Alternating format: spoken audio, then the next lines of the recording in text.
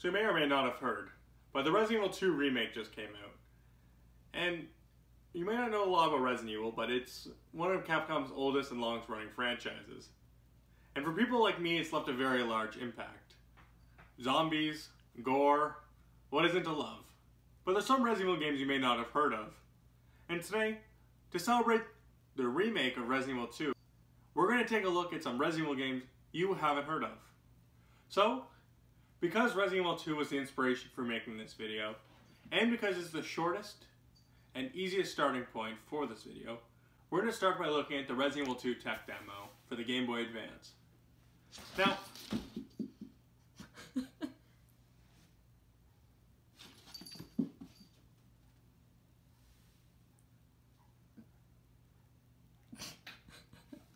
Now, upon looking at it, you can see that it actually looks like Resident Evil 2.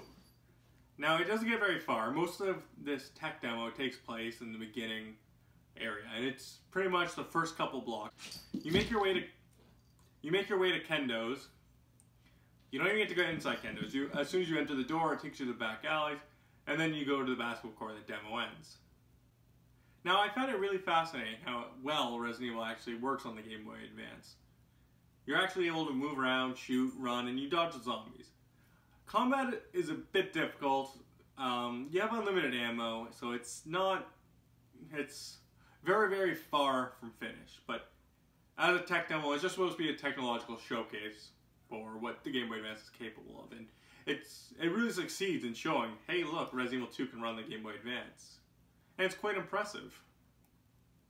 Now, I mentioned how technically impressive that tech demo was. But what's even more impressive is Resident Evil 1 on the Game Boy. Now, I was able to find two different cart dumps of this prototype. And it's really, really quite interesting. There are two different stages of development. See, Cart 2, which I expected to be the later in development because Cart 2 actually turned out to be much earlier in development. And when you select Jill, you come out as Chris, and you have, right from the get-go, the shotgun, the pistol, and the knife in your inventory. So there's only one playable character. You start with all the guns. You are able to pick up an extra Bayonetta in the main hall. Beretta. You're able to pick up a Beretta in the main hall. And combat is actually more functional, I found, than the Game Boy Advance version. Though when you try opening a door that's locked, it doesn't give you any indication, and it's kind of confusing. Without being given really any indicators of doors or keys. So upon realizing that this version was missing a whole bunch, I knew that there was a better version out there. So I loaded up Cart 1. And Cart 1 was surprisingly a lot further down production. You were able to actually select a different character. You were able to obtain the lockpick. Chris, when he started, he only began with the knife, but I wasn't able to pick up the Beretta in the main hall, so it made it very hard to continue. I had to play as Jill. She actually gets her lockpick and you're able to continue down. And I explored quite a bit of the mansion. I was able to go and capture the shotgun. Barry came and saved me. Barry protected me from the zombie in the dining hall. It had pretty much everything the original game had, and honestly, like, look at some of this, like the lighting and stuff like that. Obviously it's not real lighting, it's just sprite work, but it really well replicates the PS1.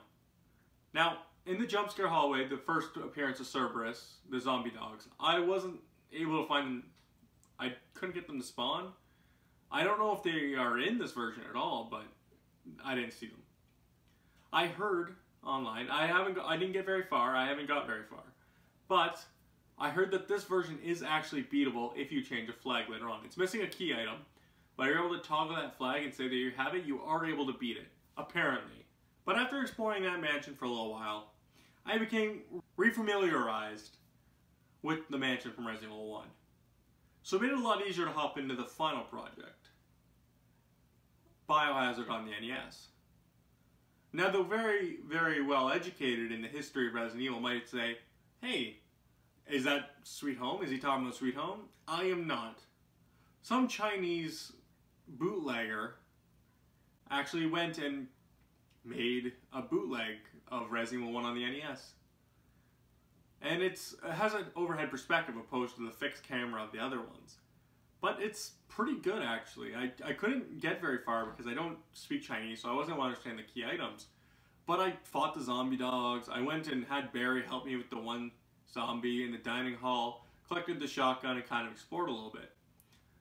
Now, for those same people who probably recognized what Sweet Home was, you'd also know that Resident Evil Gaiden is a thing. And the combat in this is actually just a straight rip from Resident Evil Gaiden, where you have to stop the line in the red area to land a hit.